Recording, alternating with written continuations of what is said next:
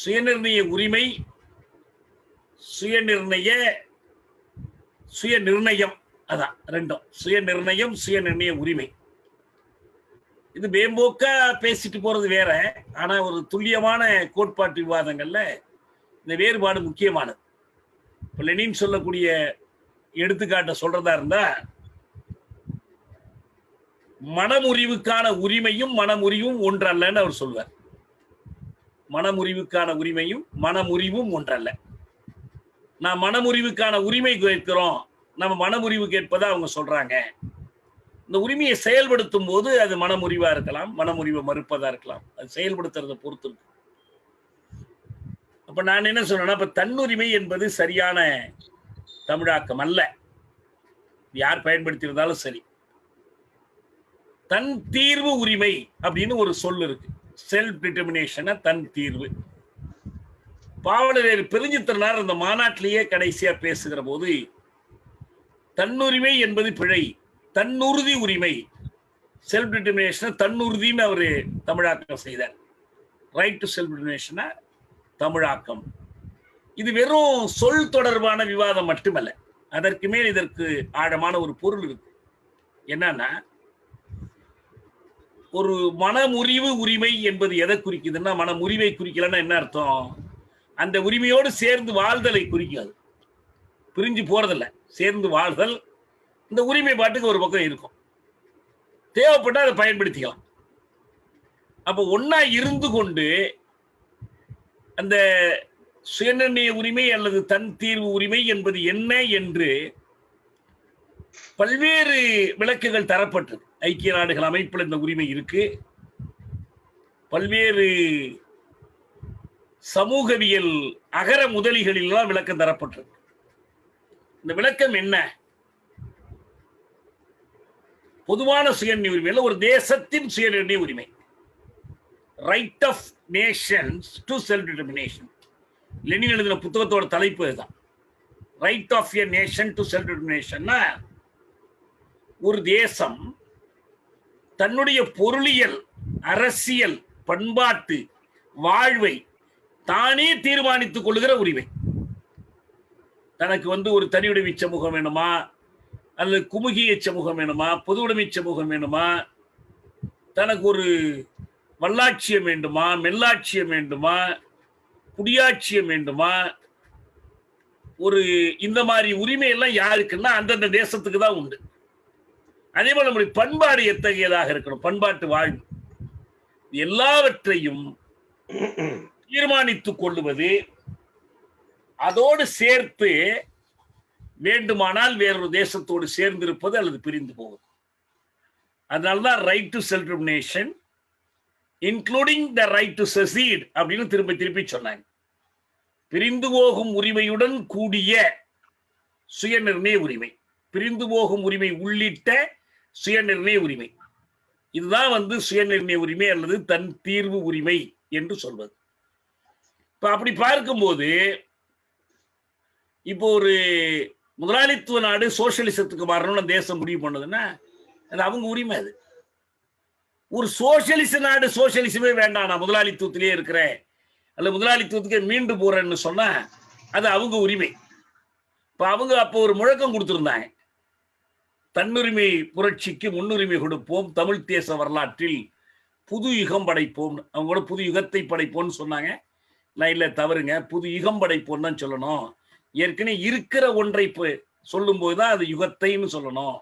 நீங்க இனிமேல் படைக்க போற ஒன்றை யுகம் படைப்போன்னு தான் சொல்லணும். கடிதம் எழுதுவோமே தவிர நம்ம கடிதத்தை எழுத மாட்டோம். கடிதத்தை வேணா கிழிக்கலாம். நான் ஒரு முறை கூதத்துக்கு ஒரு கட்டுரை கொடுத்துருந்தேன், பிறப்பு கண்டேன்னு கொடுத்துருந்தேன். அந்த எடிட்டர் என்ன பண்ணா, நான் ஏதோ தப்பா எழுதிருக்கேன்னு நினைச்சுக்கிட்டு பிறப்பை கண்டேன்னு திருத்திட்டான். நான் சொன்னேன், ஏன் அப்படி திருத்தினேன்னு. அது எப்படிங்க பிறப்பை கண்டேன் தானே வரும்னா. நான் சொன்னேன், குமுதம் படியுங்கள்னு விளம்பரப்படுத்துறீங்களே தவிர குமுதத்தை படியுங்கள்னு விளம்பரப்படுத்துறது இல்லை. வேணா நாங்க என்ன பண்ணலாம், குமுதத்தை கிழியுங்கள்னு விளம்பரப்படுத்தலாம். அப்பதான் ஐகாரம் வரும். நீ குமுதம் படிக்கணும், குமுதம் படிக்கிறது தான். தமிழ்ல அந்த மாதிரி ஐந்தாம் வேற்றுமை உருவு இயல்பா வரக்கூடியதல்ல. அப்ப தமிழ் தேச வரலாற்றில் புதுயுகம் படைப்போம் நான் சொல்லிதான் அவங்க திருத்தினாங்க. ஆனா தன்னுரிமை அப்படியே இருந்துச்சு, தன்னுரிமை புரட்சிக்கு முன்னுரிமை கொடுக்கும். நான் சொன்னேன், தன்னுரிமை புரட்சின்னு ஒண்ணு கிடையாது. புரட்சிகள்ல சோசியலிச புரட்சி, அதாவது குமுகிய புரட்சி, குடியாட்சிய புரட்சி அல்ல ஜனநாயக புரட்சி, சமூக புரட்சி இதெல்லாம் உண்ட தவிர, விடுதலை புரட்சி எல்லாம் உண்ட தவிர, தன்னுரிமை புரட்சி என்பது பொருளற்ற சொல்லாடல், இதுக்கு ஒன்றும் அர்த்தமே இல்லை என்று நான் வாதிட்டேன். இப்ப அதோட அவங்களோட மறுத்து வாதிட்டோம். ரெண்டையும் ஒரே பொருள்ல தான், தன்னுரிமை தன்னுறுதி ரெண்டையும் தன் தீர்வையும் ஒரே பொருள்ல பயன்படுத்துறதா சொன்னாங்க. நான் லெனினிடமிருந்து நிறைய ஆதாரங்கள் எடுத்து கொடுத்தார் அவருடைய கட்டுரைகள்ல இருந்து, ரெண்டையும் வெவ்வேறு பொருள் அவர் பயன்படுத்துறார் என்பதற்கு. ஆகவே அப்புறம் கடைசியா அப்ப அவங்களும் ஒத்துக்கொண்ட பிறகுதான் அப்புறம் அந்த தமிழ் தேசிய முன்னணி அப்ப உருவாக்கணும். அதுல தன்னுரிமை முழக்கத்தை கைவிட்டுட்டு அவங்க இறைமையுள்ள தமிழ் தேச குடியரசுங்கிற ஒரு முடிவுக்கு வந்தாங்க. அவர் நெடுமாறன் தன்னுரிமை தமிழர் முன்னுரிமைன்னு ஒரு முழக்கம் அவர் வச்சுக்கிட்டே இருந்தாரு. நீங்க உங்க வாதங்கள்லாம் நான் கவனிக்கிறது தியாகே, சரியா இருக்கு நல்லா இருக்குன்னு சொன்னார். ஆனா ஒன்னும் அவங்க அதே தான் வச்சிருந்தாங்க. இப்ப வச்சிடலன்னு நினைக்கிறேன். அது இப்ப என்ன முழக்கம் வச்சிருக்காங்கன்னு தெரியல எனக்கு. இது அப்ப நடந்தது. இப்ப இதான் அடிப்படை. ஆகவே தன்னுரிமை என்பது தன் தீர்வு உரிமையை சுருக்கி சொல்லுகிற சொல். அதுல ஒரு பொருள் குழப்பம் வருது. அப்ப தன்னுரிமைன்னு ஒரு சொல் இருக்கா தமிழ்ல? இருக்கு, வேற பொருள்ல இருக்கு. என்ன பொருள்? இப்ப நம்ம என்ன பண்றோம்? Liberty, freedom, liberation, emancipation, independence எல்லாத்துக்கும் ஒரே வார்த்தையில நல்ல தமிழ்ல விடுதலைன்னு போட்டுரும். எல்லாத்துக்கும் விடுதலை இல்லையா? இப்ப அயலாரிடமிருந்து விடுதலை பெறுவது, ஒரு ஆதிக்கத்திலிருந்து விடுதலை பெறுவது. இப்ப இந்தியா விடுதலை பெற்றது 47 ஆகஸ்ட் 15ஆம் நாள் விடுதலை பெற்றது. இலங்கை 48 பிப்ரவரி 4 விடுதலை பெற்றது. அமெரிக்கா அவங்க தாய்நாடாகிய பிரிட்டனுடைய ஆதிக்கத்திலிருந்து விடுதலை பெற்றது. இதெல்லாம் விடுதலை. அது அவங்களுடைய இண்டிபெண்டன்ஸை நம்ம குறிப்பிடறோம். இப்ப இந்த பிரெஞ்சு புரட்சியில ஒரு முழக்கம் தரப்பட்டுச்சு. என்ன முழக்கம்? Liberty, fraternity and equality. Liberty, equality and fraternity, இந்த வரிசை முக்கியம். Liberty, equality and fraternity. France வேற ஒரு நாட்டுக்கு அடிமையா இல்ல. பிரான்ஸ் லிபர்ட்டிங்கிற முழக்கத்தை கொடுக்கும் போது ஜெர்மனியிடம் இருந்தோ பிரஷ்யாவிடம் இருந்தோ வேறு அண்டை நாட்டிடம் இருந்தோ விடுதலை பெறுவதற்காக கொடுக்கல. அப்ப அது என்ன லிபர்ட்டிங்கிறது? அடிமை முறையிலிருந்து விடுபடுவதற்கு தான் லிபர்ட்டின்னு பேர். ஏன்னா ஒரு அடிமை எப்படி இருக்கிறான்? அவன் ஏன் அடிமையா இருக்கிறான்னா, அவனுக்கு தன்னுடைய திறன், தன்னுடைய ஆற்றல்கள், தன்னுடைய வலிமை இவற்றை தன் விருப்பம் போல் பயன்படுத்துகிற உரிமை கிடையாது. அவன் விருப்பம் போல நினைச்சோன பாட்டு பாட முடியாது, நினைச்சோன ஓட முடியாது, நினைச்சோன ஒரு விளையாட்டு விளையாட முடியாது. அந்த உரிமையெல்லாம் அவனுக்கு கிடையாது. அப்ப அவனுக்கு என்ன இல்ல? தான் தனக்கு சொந்தமில்லை. அவன் தான் தனக்கு, நான் இன்னைக்கு கூட ஒரு முகநூல் பதிவுல போட்டிருந்தேன், இந்த மாநிலம் மாநில அரசுக்கு சொந்தமில்லை. இதான உண்மை. ஆண்டிகளுக்கு மடம் சொந்தம் இல்லை. அதுபோல தமிழ்நாடு தேர்ந்தெடுக்கப்படுற அரசுக்கு சொந்தம் இல்லை. அவங்ககிட்ட இருந்து வாடகை குடியிருக்கிற மாதிரி தான் குடியிருக்கணும். ஆண்டிகளுக்கு மடம் சொந்தம் இல்லையில. ஆண்டிகள் மடத்துக்கு தான் இப்ப போட்டி போட்டுக்கிட்டு இருக்காங்க. இந்த மடத்துல நான் இருந்துக்கிறேன்னு. அது ஆண்டிகளுக்கு இடையிலான போட்டி, ஆண்டைகளுக்கு இடையிலான போட்டி அல்ல. ஆண்டை ஆட்டி படைக்கிற ஆண்டிகளை நான் சொல்றபடி கேளுன்னு. அது ஒரு பக்கம் இருக்கட்டும். அப்ப இந்த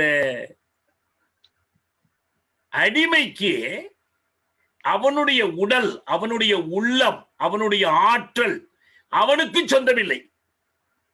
அதெல்லாம் அவனுக்கு சொந்தமாயிடுச்சுன்னா அதுக்கு பேருதான்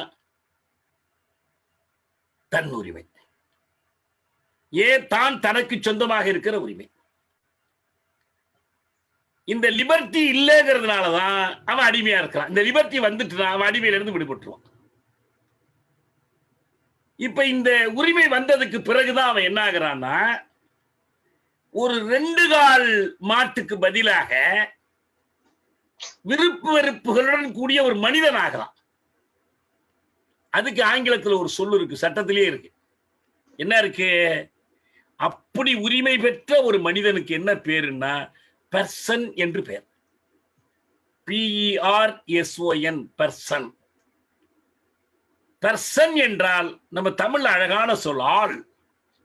சில நேரத்தில் நம்ம ஆட்கள் என்ன பண்றாங்கன்னா, இந்த நபர் இந்த நபர்னு பேசுறாங்க, அருவருப்பா இருக்கு. நபரா? என்ன நபர்? நபர்னு ஒரு தமிழ் சொல்லும் கிடையாது. இந்த நபர், அந்த நபர் சொன்னார், இப்போ இந்த நபர் பேசினாருங்கிறாங்க. அதை விட ஆள்னு சொல்லிடலாம். ஆள் அழகான சொல், ஆளுமையுள்ள சொல்லது. அந்த ஆள்ல இருந்தா ஆண்மை வருது, அதுல இருந்தா ஆளுமை வருது. அப்ப இந்த ஆள்கிற சொல் இருக்க, லிபர்ட்டி உள்ளவனுக்கு தான் ஆள்னு பேர். இப்ப நம்ம இது ஊர்ல கிராமத்துல பஞ்சாயத்து கூடியிருப்பாங்க, நல்லது கெட்டது பார்ப்பாங்க. ஒருத்தர் எழுந்திரு அவருடைய கருத்தை சொல்ல வருவார். இந்த பஞ்சாயத்து தலைவர் சொல்லுவாரு, ஏய் நீ எல்லாம் ஒரு ஆள்னு பேச வந்துட்ட. அப்ப என்ன அர்த்தம்? ஆளா இருந்தா தான் பஞ்சாயத்துல பேசலாம், நீ அடிமைடா அப்படின்னு அர்த்தம். அதுக்கு நீ பேசக்கூடாதுன்னா நீ ஆள் இல்லைன்னா நீ அடிமைன்னு அர்த்தம். அடிமை அல்லாதவன் ஆள். அதுக்காகத்தான் என்ன பண்ணாங்கன்னா, இந்த லிபர்ட்டிங்கிறத தெளிவா புரிய வைக்கிறதுக்காக பர்சனல் லிபர்ட்டின்னு சொன்னாங்க. ஆள் வகை தன்னுரிமை. ஒரு நேரத்தில் ஆளுடைமை சுதந்திரம்னு கூட போட்டாங்க. ஆள் உடைமை, அவனுக்கே உடைமையா இருக்கிறது. அது எதுக்கு சுதந்திரம்லாம் போடுவாங்க? இவ்வளவு தூரம் ஆள் நல்ல தமிழ் வார்த்தையெல்லாம் போட்ட பிறகு ஆள் வகை தன்னுரிமை நம்ம இந்திய அரசமைப்பு சட்டத்தில் இருக்கிற 21வது உறுப்பு இருக்கு, right to life and personal liberty. இது என்ன பண்றாங்க? நான் நிறைய பேர் மொழிபெயர்த்து எல்லாம் பார்த்துட்டேன். நம்ம வழக்கறிஞர்கள்லாம் சிறு சிறு பகுதி மொழிபெயர்த்து போடுறாங்க. அவங்க என்ன பண்றாங்கன்னா, பர்சனல் லிபர்ட்டினா தனிநபர் சுதந்திரம்னு போட்டுக்கிட்டு இருக்காங்க. தப்பு. அது இண்டிவிஜுவல் ஃப்ரீடம். அது ஒவ்வொரு தனி மனிதனுக்கும் இருக்கிறது. பர்சனல்ங்கிற வார்த்தைக்கு அர்த்தம் வேற, இண்டிவிஜுவல்ங்கிற வார்த்தைக்கு அர்த்தம் வேற. ரெண்டையும் வித்தியாசப்படுத்தணும். பர்சனல் லிபர்ட்டினா ஆள் வகை தன்னுரிமை. நீங்க தமிழ் கஷ்டமா தான் ஆள் வகை சுதந்திரம் கூட சொல்லுங்க. அதுதான் அந்த வார்த்தை தான் நம்ம அரசமைப்பு சட்டத்துல இடம்பெறுது. Liberty, equality and fraternity. Ambedkar சொல்றாரு, இதை நான் பிரெஞ்சு புரட்சியிலிருந்து எடுக்கல, இதை நான் பௌத்தத்திலிருந்து இந்த கொள்கைகளை பெறுகிறேன்னு சொல்றார். பௌத்தம் அடிமை முறைக்கு எதிராக இருந்தது. மனித மதிப்பை அது உயர்த்தியது. அந்த மதிப்புள்ள மனிதன் நம்ம அடிமையா இருக்கக்கூடாது. அப்ப வர்ணசாதி முறைக்கோ வேறொரு முறைக்கோ அடிமையாக இல்லாத ஒரு மனிதனுக்குரிய உரிமை தான் லிபர்ட்டி. பிரான்ஸ்ல எப்படி அடிமையிலிருந்து விடுபட்டவன் லிபர்ட்டி உடையவனோ அது போல இங்க வர்ணசாதி அமைப்பிலிருந்து விடுபட வேண்டும் என்ற நோக்கத்துல தான் லிபர்ட்டிங்கிற கான்செப்ட். எனக்கு அவங்க மொழியில, பாலி மொழியிலையோ வடமொழியோ என்ன சொன்னாங்கன்னு தெரியல. இதுதான் அந்த கருத்தை முழுசா வெளிப்படுத்துறது. ஆள் வகை தன்னுரிமை, தான் தன் வாழ்வை தீர்மானித்துக் கொள்ளுகிற உரிமை. இப்ப நம்ம இவன் இருக்கிறான், ஒரு தொழிலாளி, ஆலை தொழிலாளி, அவனுக்கு லிபர்ட்டி இருக்கு, அவன் விடுபட்டவன். நான் லிபரேஷனை விடுதலை என்றும், ஃப்ரீடம் என்பதை விடுமை என்றும், இண்டிபெண்டன்ஸ் என்பதை தற்சார்பு என்றும், லிபர்ட்டி என்பதை தன்னுரிமை என்றும் மொழிபெயர்க்கிறேன். இதான் நான் மொழிபெயர்க்கிற முறை. இந்த சொற்களுக்கு எல்லாமே தனித்தனி சொல் போடுறேன். இது எல்லாம் ஒண்ணு இல்லை, எல்லாம் ஒவ்வொன்றுக்கும் வேறுபாடு இருக்கு. ஒன்னுடைய பார்வை, அதனுடைய வீச்சு எல்லை வேறுபடும். சில இடத்துல மாத்தி பயன்படுத்தலாம், ஒன்றின் இடத்துல இன்னொன்னு போடவே வேண்டாம்னு இல்லை. ஆனா துல்லியமா சொல்லணும்னா இந்த வேறுபாடு முக்கியமானது. ஃப்ரீடம், லிபர்ட்டி, அப்புறம் லிபரேஷன், இதெல்லாம் தனித்தனியா போடணும். இண்டிபெண்டன்ஸ், சார்பில்லாமல் இருப்பது, அதான் தற்சார்பு, தன்னைத்தானே சார்ந்திருப்பது. இந்த லிபர்ட்டி, பர்சனல் லிபர்ட்டி, இந்த கான்செப்டை கொஞ்சம் நீட்டினாங்க. எப்படி நீட்டினாங்கன்னா, ஒரு ஆள் தன் வாழ்வை தானே தீர்மானித்துக் கொள்ளுகிற அந்த உரிமை ஒரு நாட்டுக்கு வரும்போது என்ன சொல்றது? அது நேஷனல் லிபர்ட்டி. அதுக்கு பேர் தான் தேசிய தன்னுரிமை. இந்த சொல்லில் பிழை இல்லை, இந்த பொருளை கையாளணும். இது சுயநிலை உரிமை என்ற பொருள் அல்ல. ஒரு ஆளை போல அதுக்கும் தன் வாழ்வை தீர்மானித்துக் கொள்கிற உரிமை உண்டுங்கிற கருத்தின் அடிப்படையில் தான் பர்சனல் லிபர்ட்டி போல நேஷனல் லிபர்ட்டி வந்துச்சு. இப்ப நான் சில நேரங்கள் அந்த பொருளை பயன்படுத்துறேன், அவ்வளவுதான். இப்ப நம்ம பொறுத்த வரைக்கும் அந்த விவாதத்தில் தான் நாங்க ஏற்கனவே தமிழ் தேச தன்னுரிமை முன்னணின்னு வச்சிருந்தோம். நெடுமாறன், அப்புறம் அவருடைய தமிழ் தேசிய இயக்கம், அப்புறம் மணியரசன் தலைமையில் இருக்கிற தமிழ் தேச பொதுவுடைமை கட்சி, நாங்கெல்லாம் சேர்ந்து வச்சிருந்தோம். சுபவி அதுல சேராமலே வெளியிலிருந்து ஆதரவு கொடுத்துட்டு இருந்தார் அவர். அந்த மாதிரி ஒரு அறிக்கையெல்லாம் போட்டு தன்னுரிமை முன்னணி, நம்ம அந்த விவாதம் எழுப்புனதுனாலதான் தன்னுரிமை விடப்பட்டுச்சு. அப்புறம் தான் தமிழ் தேசிய முன்னணியா அது மாறினுச்சு. இப்ப தன்னுரிமை என்பதை அப்படிதான் மாத்திதான் தமிழ் தேசிய விடுதலை என்று இந்த பெயரை கொண்டு வந்தோம்.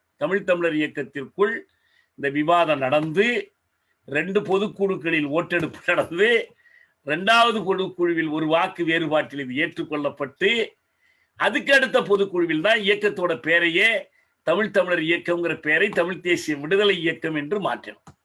தமிழ் தேசிய விடுதலைக்கு இதுக்கு பிறகு எல்லோருமே அந்த தேசிய விடுதலைங்கிற கருத்தை ஏற்றுக்கொண்டுட்டாங்க. அதுக்கு முன்னால வரைக்கும் இது ஒரு விவாதமா போராட்டமா இருந்துச்சு. எனக்கு இந்த விடுதலையும் வேண்டாம், தன்னுரிமையும் வேண்டாம், ஏதோ மாநிலத்துக்கு கொஞ்சம் கூடுதல் அதிகாரம் கிடைச்சா போதும் நான் நினைக்கிறேன்னு சொல்லிதான் சுபவி எல்லாத்தையும் விட்டுட்டு அங்க போயிட்டார். திராவிட இயக்க தமிழர் பேரவைக்கு போயிட்டார். எனக்கு இந்த விவாதத்துல பெருசா அக்கறை இல்லை. கடைசி நேரத்துல அவர் விவாதிச்சார், அப்புறம் அதை விட்டு போயிட்டார். இதுதாங்க இந்த தன்னுரிமைன்னு சொல்றதுக்கான விளக்கம். அன்றைக்கு நான் என்ன பொருள்ல சொன்னேங்கிறது எனக்கு நினைவில்லை. ஆனா நாம என்ன சொல்றோம்னா, நமக்கு வேண்டியது விடுதலை தான். சரி, விடுதலை என்பது தனிநாட்டை குறிக்குமா குறிக்காதா? தனிநாடாக இருந்து கொண்டு சார்ந்து நிற்கிற நாடுகளும் இருக்குது. பல லத்தீன் அமெரிக்க நாடுகள் தனி நாடுகளா இருக்கு, ஆனா அமெரிக்காவை சார்ந்து நிற்குது, கொலம்பியா போன்ற நாடுகள்லாம். இப்ப நம்ம கூட இந்த பிரிட்டிஷ் இந்தியா கூட வடிவ அளவில் தனிநாடா தான் இருந்துச்சு. இந்தியா மந்திரின்னு ஒருத்தர் இருந்தார தவிர லண்டன்ல நமக்கு தனியா நாணயம் இருந்துச்சு, தனியா சேம வங்கி இருந்துச்சு, இது தனியா இதற்கு ஒரு அயலுறவு கொள்கை. இவங்க லீக் ஆஃப் நேஷன்ஸ்ல போய் இந்தியா ஒரு உறுப்பினராக பங்கு பெற்றுச்சு. Right honourable Srinivasa Sastri India பிரதிநிதியா லீக் ஆஃப் நேஷன்ஸுக்கே போனார். ஆனா அது அவ்வளவு இருந்தாலும் அது அடிமை நாடு தான். வடிவ அளவில் மட்டும் அப்படி ஒரு தனி நாடுங்கிற தகுதியை வச்சிருந்தாங்க. இப்ப இங்க என்ன பிரச்சனை? அதே போல கூட நீங்க 47 ஆகஸ்ட் 15 இருந்து 50 ஜனவரி 26 வரைக்கும் டொமினியன் தானே இருந்தோம். நம்ம அந்த ஆளுநர் அவங்க தானே ஆளுநர் கவர்னர் ஜெனரல் நியமிச்சாங்க, பிரித்தானிய ராணி நிர்ணயிக்கிறோம். ஆனா நடைமுறை அளவில் இது ஒரு சுதந்திர நாடாயிடுச்சு, அவ்வளவுதான். இவங்கள்ட்ட அதிகாரத்தை ஒப்படைச்சிட்டாங்க. எனவே ரொம்ப பெரிய வார்த்தையா சுதந்திரம் சொல்லலாம். இப்ப நாங்கெல்லாம் என்ன சொல்றோம்? அதிகார கைமாற்றம்னு சொல்றோம். அதிகார கைமாற்றம், கொடி மாற்றமும் அதிகார கைமாற்றமும் அன்னைக்கு நிகழ்ந்துச்சு உங்களுக்கு. இப்ப ஆஸ்திரேலியா, நியூசிலாந்து இந்த மாதிரி நாடுகள்லாம் பெயரளவுக்கு பிரிட்டனுக்கு கீழே டொமினியனா தான் இருக்கு. நடைமுறையில அவங்களுக்குன்னு தனித்தனி கொள்கைகள், தனித்தனி வழிமுறைகள்லாம் வச்சிருக்கிறாங்க. அதனால இப்ப தேசிய விடுதலை என்பதுதான் கோரிக்கை. இந்த விடுதலைன்னு சொல்றதுல சில பேருக்கு கூச்சமா இருக்கு. விடுதலைன்னா நாக்குல சுண்ணாம்பு பட்ட மாதிரி இருக்கு. அதுக்காக என்ன பண்றாங்கன்னா, இத சுய நிர்ணய உரிமை, தன்னுரிமை, தன்தீர் உரிமைன்னு இதுக்கு விளக்கம் கொடுத்துக்கிட்டு இருக்காங்க. இப்ப தமிழீழ விடுதலை புலிகள் அவங்க போராட்டத்தை நம்ம ஆதரிக்கலாம். அவங்க தேசிய அவங்க விடுதலைக்காக போராடுறாங்க. இங்க என்ன பண்ணுவாங்க? ஈழத் தமிழ் மக்களின் சுயநிர்ணய உரிமைக்கான போராட்டம் அப்படிதான் சொல்லுவாங்க. விடுதலைக்கான போராட்டம்னு சொல்றதுக்கு தயக்கம். இப்ப தமிழ் தேசிய இனம் விடுதலைக்காக போராட, அப்ப பிரிட்டிஷ்காரர்கிட்ட இருந்து நீ என்ன தன்தீர் உரிமைக்காக போராட்ட? அது விடுதலைக்கான போராட்டம் தானே. விடுதலைக்கான போராட்டத்தை உலகம் ஒப்புக்கொண்டிருக்கிற தன் தீர்வு உரிமைக்கான போராட்டம் என்று விளக்கம் அளிப்பதில் பிழை இல்லை. அப்ப அது என்ன பொருளை தருதுன்னா, தன் தீர்வு உரிமையை செயல்படுத்துவதற்கான போராட்டம் என்ற பொருளை தருகிறதே தவிர சட்டத்தை திருத்தி இந்த உரிமையை அதில் இடம்பெற செய்வது என்று அதுக்கு பொருள் இல்லை.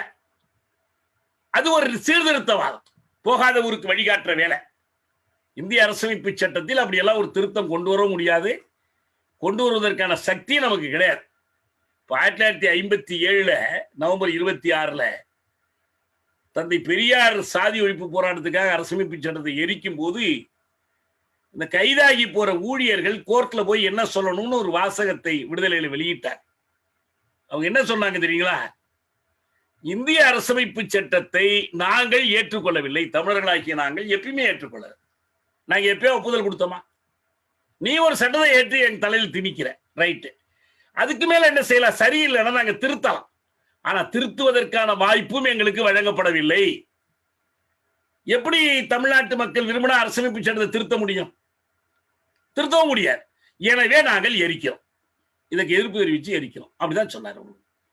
அப்ப இந்திய அரசமைப்பில் போய் சுயநிர்ணய உரிமையை இடம்பெற செய்ய முடியுமா? முடியாது. நீங்கள் விடுதலை பெற்ற குடியரசுகள் நாளைக்கு ஒரு கூட்டாட்சி அமைத்தாலோ அல்லது ஒரு ஒன்றியம் அமைத்தாலோ அதுல நீங்க இந்த உரிமையை இடம்பெற செய்வது வேறு. சோவியத் யூனியன்ல அந்த உரிமையை இடம்பெற செய்தார்கள். இடம்பெற செய்தது மட்டுமல்ல, அந்த உரிமையை பயன்படுத்தி கொள்ள முடிந்தது. பின்லாந்து பயன்படுத்தி கொண்டது. ரொம்ப பிற்காலத்தில் 80களில் சோவியத் யூனியன் உடைகிற போது இந்த உரிமையை பயன்படுத்தித்தான் ஒரு உள்நாட்டு போரே இல்லாமல் பிரிந்து போனாங்க. லிதுவியா, லாத்தேனியா, எஸ்தோனியா நாடாளுமன்றத்தில் தீர்மானம் இயற்றி தனித்தனி நாடாயிட்டாங்க. அது மாதிரி இந்த உரிமை என்பதற்கு அதான் பொருள். ஆனால் நம்ம இப்ப போராடிட்டு இருப்பது அந்த உரிமையை இடம்பெற செய்வதற்காகவோ அந்த உரிமைக்காகவோ அல்ல, அந்த உரிமையை செயல்படுத்துவதற்காக. தன் தீர்வு உரிமைக்காக அல்ல, தன் தீர்வுக்காக. சுயநிர்ணய உரிமைக்காக அல்ல, சுய நிர்ணயத்திற்காக. அந்த சுய நிர்ணயத்திற்கான வடிவம் நம்முடைய வடிவம் என்ன? அதுதான் விடுதலை. எனவே விடுதலைக்கான போராட்டமே தவிர இந்த விடுதலைன்னு சொல்றதுக்கு சில பேர் கூச்சப்பட்டுதான் இது சுயநிர்ணய உரிமை சுயநிர்ணயம் எல்லாம் விளக்கம் கொடுத்துட்டு இருக்காங்க. இது ஒரு செய்தி. ரெண்டாவது செய்தி, இது ரொம்ப மிக அடிப்படையிலேயே முக்கியமான செய்தி. நான் ஏற்கனவே சொல்லிட்டு வந்த செய்தியை இன்னும் கொஞ்சம் விரிவுபடுத்தி பேசணும். அதுக்கு இன்றைக்கு எனக்கு நேரம் இல்லை. நான் நினைவுபடுத்தும் படுத்திட்டு போறேன். என்ன படுத்திட்டு போறேன்னா, இந்தியாவில் ஒரு கூட்டாட்சி அமைப்பை உருவாக்க வேண்டும் என்று சில நண்பர்கள் விரும்புகிறார்கள். இந்த விருப்பத்தில் பிழை இல்லை. அதாவது ஒப்புக்கு சொல்லிட்டு வேற வேலையை பார்த்துட்டு போறவங்களை பத்தி நான் சொல்லல. ஒப்புக்கு சொல்லிடுவாங்க. ஒரு தேர்தல் அறிக்கையில, மாநாட்டு தீர்மானத்துல, இந்த சட்டமன்ற தீர்மானம் வரைக்கும் கூட போட்டுறாங்க. ஆனா அதுக்காக எந்த வேலையுமே செய்ய மாட்டாங்க. இன்னும் சொல்ல போனா அதுக்கு நேர் எதிரான வேலைகளை செய்வாங்க. நடைமுறையில் நேர் எதிரான வேலைகளையே செய்வாங்க. அண்ணா சொன்னது போல இந்திய அரசமைப்பு ஒரு இரட்டையாட்சி முறையைத்தான் உருவாக்கி இருக்கிறது. இது தன்னாட்சியை உருவாக்கவில்லை, சுயாட்சியை வழங்கவில்லை என்பதை நிரூபிப்பதற்காக மட்டுமே தேர்தல் நிற்கிறோம், அரசாங்கத்தில் பங்கு பெறுகிறோம் என்றெல்லாம் சொன்னார். ஆனா இப்போது தன்னாட்சியை மறுக்கிற கும்பலோடு சேர்ந்து கொண்டு அதிகார பதவிகளை அனுபவிப்பதற்காகவே நிக்கிற அவங்களை பத்தி நான் பேசல. ஆனால் சில இடதுசாரிகள், சில சமூக நீதிக்கான அமைப்புகள் எப்படி விடுதலை, ஐயோ இப்ப கூட நான் முகநூல் எழுதும்போது சில நண்பர்கள் கீழே வந்து எழுதுறாங்க, சுயாட்சி என்பது சிறப்பானது, அதுதான் உடனடியா சாத்தியம். சுயாட்சி எப்படிங்கய்யா உடனடியா சாத்தியம்? யாரு எந்த கடையில கொடுக்குறாங்க நம்ம போய் வாங்காம இருக்கோம்? அதுக்கு ஒரு ரூட் இருக்குல்ல, சுயாட்சிக்கு போறதுக்கு ஒரு ரூட் இருக்கு. உலகம் பூரா காட்டியிருக்காங்க ஒரு ரூட். அது அமெரிக்காவில், ரஷ்யாவில், ஆஸ்திரேலியாவில், கனடாவில், ஜெர்மனியில, உலகின் பல நாடுகளில் அந்த மாதிரி ஒரு ரூட் காமிச்சிருக்காங்க. அப்ப இதுக்கு நமக்கு என்ன ரூட்?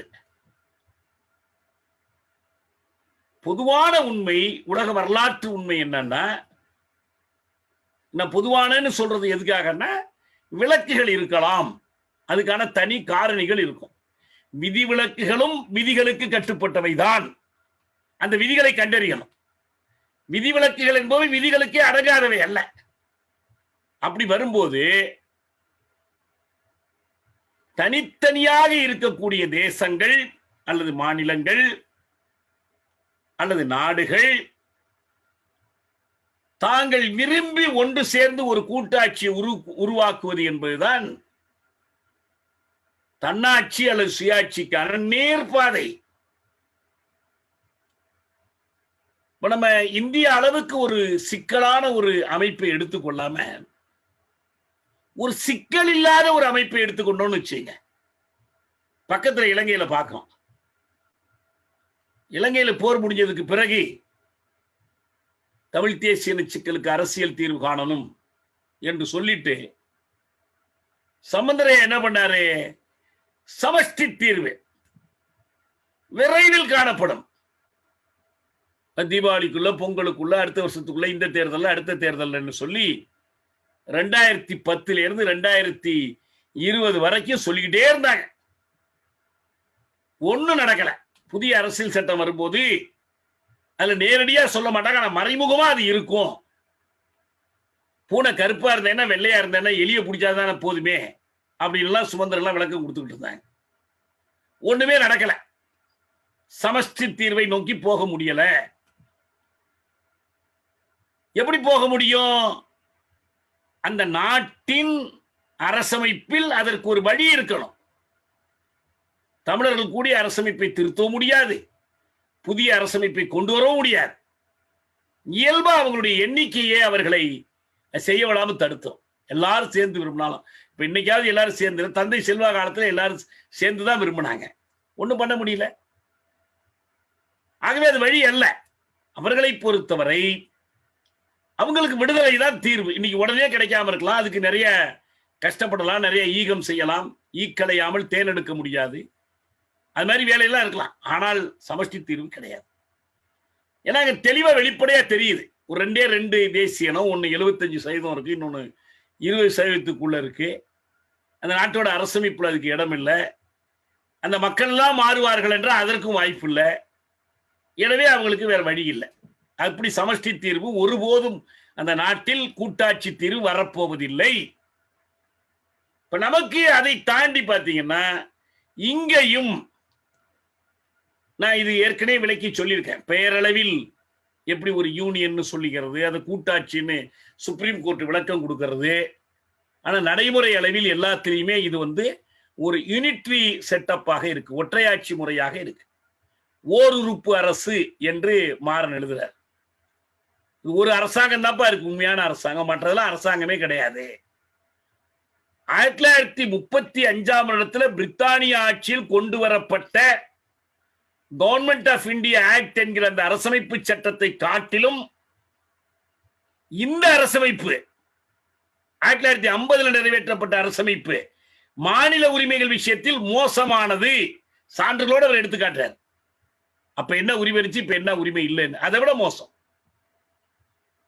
எனவே இந்த 2 ரூட். அப்ப இந்தியாவில் கூட்டாட்சி வரணும்னா அவர் என்ன சொல்றாருன்னா, இயல்பான முறையில் வராது, தலைகீழ் முறையில் வரணும், ரிவர்ஸ் டைரக்ஷன்.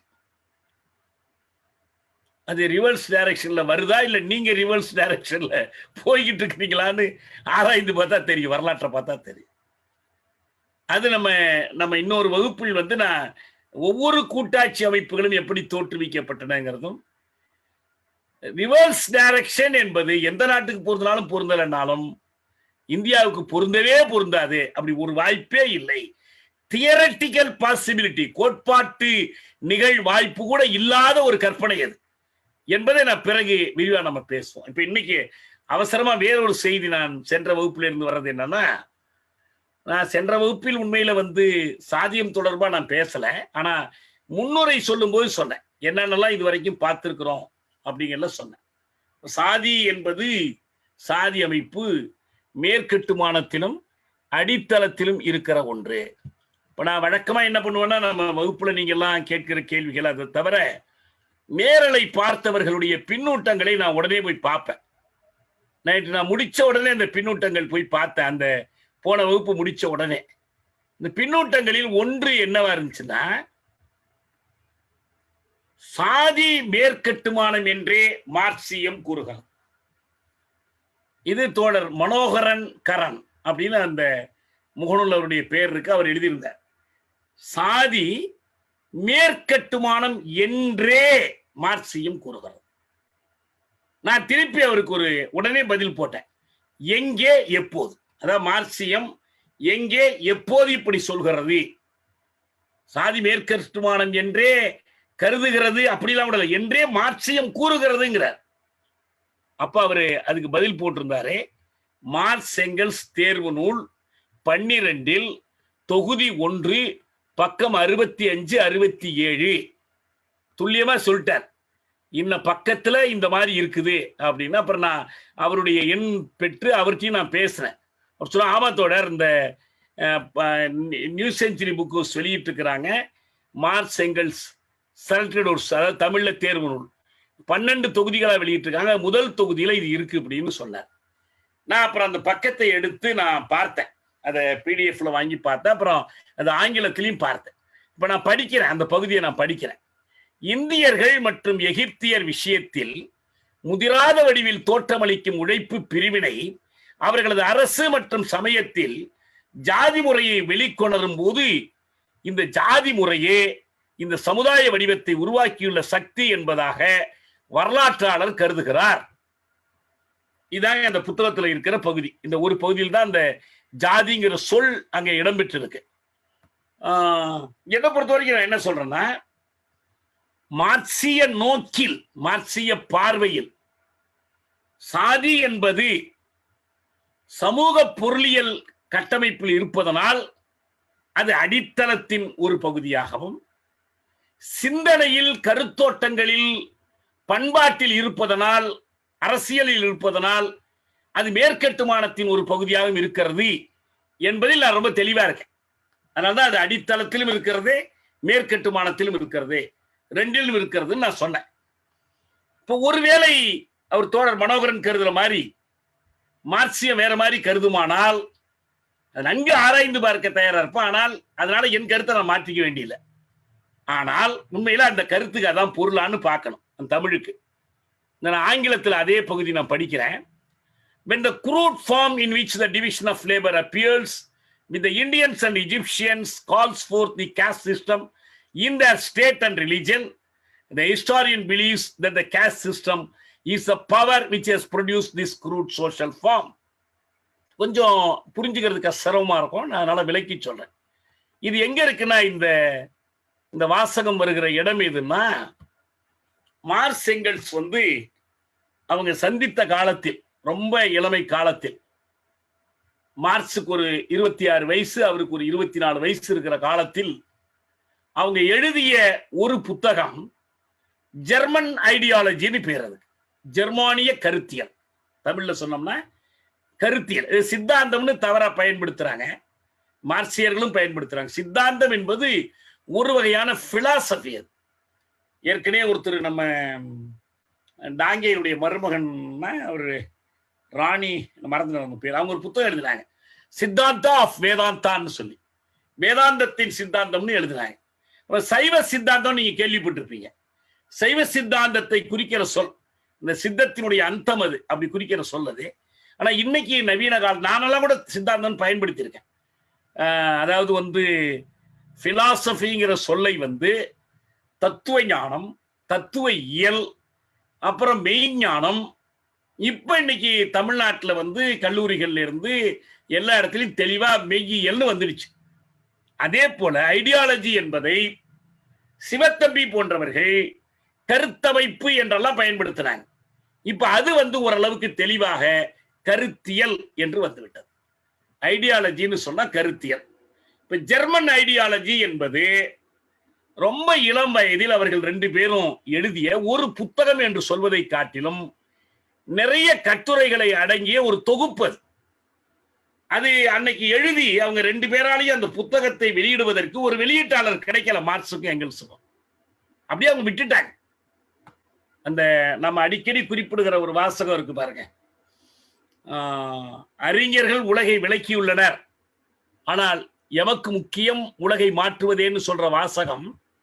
அது இடம்பெற்றது எதுலன்னா, ஃபயர்பாக் பற்றிய ஆய்வுக்கோள்கள் என்ற கட்டுரையில் இடம்பெற்றது. என்னுடைய கடைசி பத்தி அது ரொம்ப சுருக்கம். அது கூட மார்க்ஸ் எங்கெல்ஸ் காலத்துல புத்தகம் ஆகல, எங்கெல்ஸ்க்கு தான் புத்தகம் ஆக்கினார். மார்க்ஸ் மறைந்த பிறகு 1888 அவர் எழுதிய ஒரு புத்தகத்தினுடைய பிற்சேர்க்கையாக இந்த தீசஸ் ஆன் ஃபயர்பாக் அவர் வெளியிட்டார்.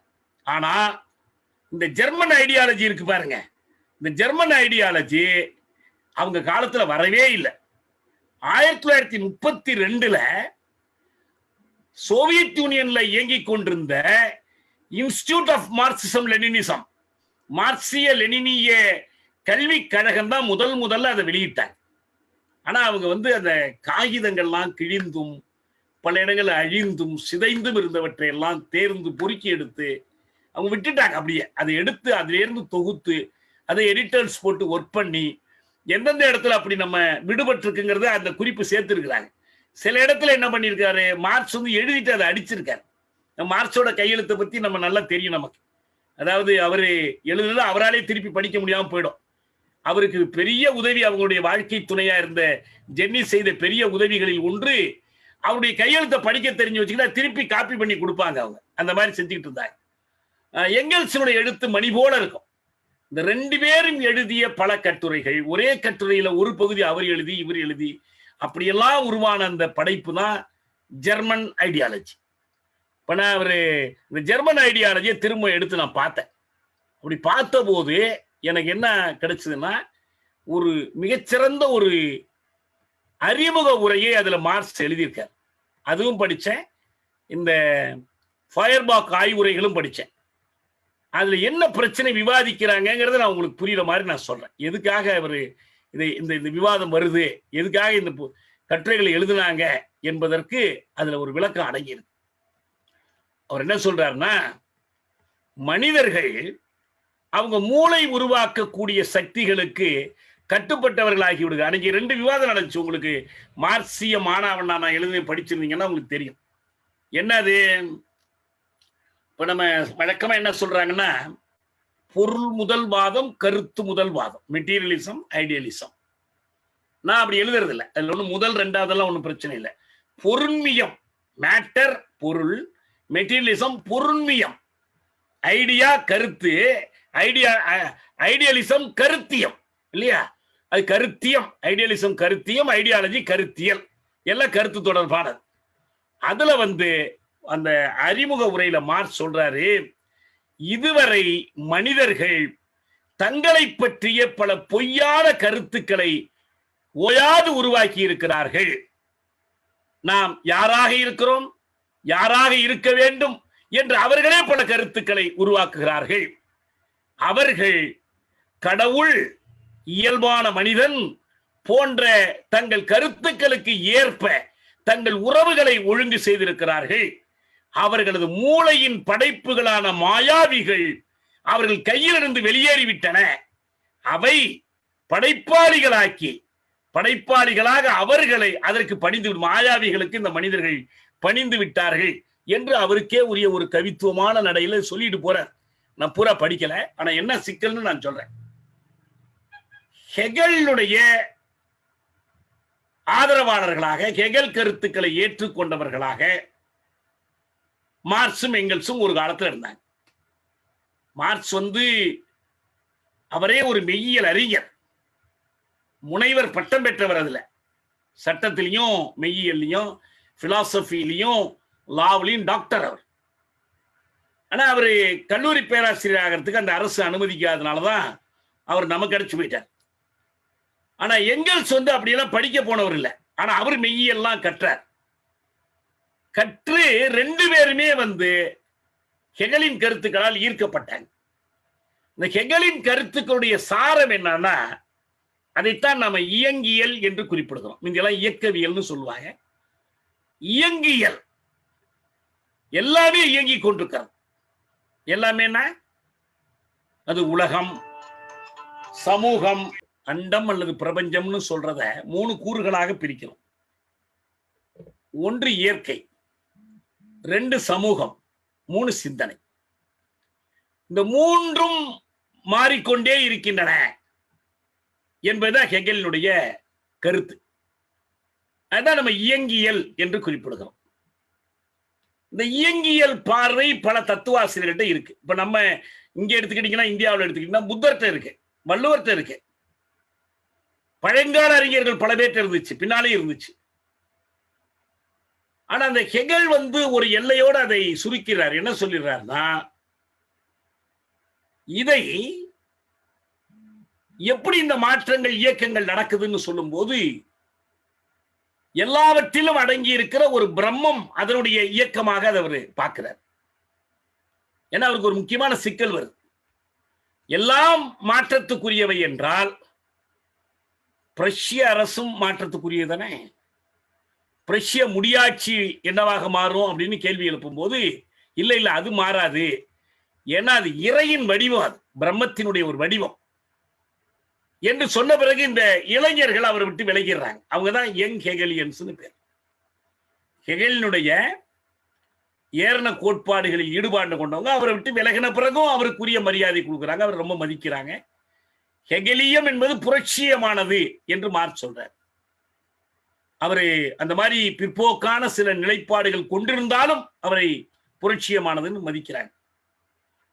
இந்த ஹெகலிடமிருந்து இயங்கியலின் சாரத்தை மார்க்சும் எங்கெல்ஸும் எடுத்துக்கொண்டாங்க. இன்னொரு பக்கம் ஃபயர்பாக்னு இன்னொரு அறிஞர், அவரும் ஜெர்மானிய மெய்யியல் அறிஞர். அவர் லுட்விக் ஃபயர்பாக்னு பேர். லுட்விக் ஃபயர்பாக் என்ன பண்ணாரு? எல்லாமே பொருள் தான் அடிப்படையானது, பருப்பொருள் தான் அடிப்படையானது, மேட்டர் தான் பேசிஸ்.